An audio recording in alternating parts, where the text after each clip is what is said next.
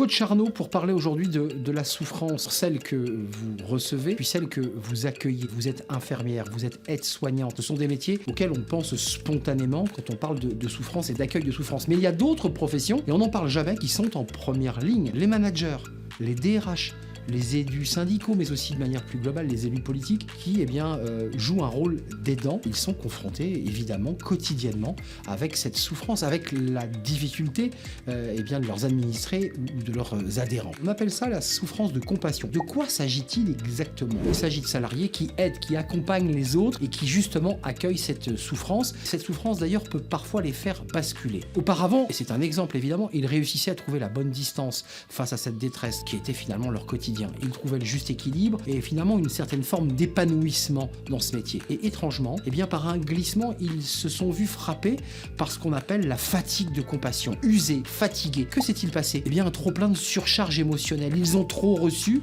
et n'ont pas su décharger. C'est l'angle mort des sujets RH, la fatigue, l'épuisement des aidants. En tout cas, tous ceux qui sont confrontés à la souffrance. Prenons un exemple, un DRH qui parle peu ou pas de ce sujet. Elle gère un trou d'air dans la société, elle pilote un plan social par exemple, avec sa cohorte d'entretien, avec des salariés qui vont exprimer leur malaise, leur souffrance, leurs difficultés, et elle sait qu'un certain nombre vont devoir quitter l'entreprise. Certains vont craquer devant elle, vont pleurer. La DRH, face à cela, et malgré sa compréhension, son empathie, ne peut pas remettre en cause ce plan social. Elle doit garder coûte que coûte la bonne distance, laisser au vestiaire ses états d'âme, qui va l'aider à exprimer sa fatigue, son épuisement. Ses proches, sûrement, mais aucun garde-fou au sein de l'entreprise ne la protège. La situation est similaire chez un élu syndical. La fonction les amène à recevoir la souffrance des salariés. Ils sont le réceptacle de tous leurs maux, de leurs difficultés. Eux aussi, ces syndicalistes, ne sont absolument pas formés à affronter ce type de situation extrême lorsque, par exemple, en contre-champ, ils vont accompagner un salarié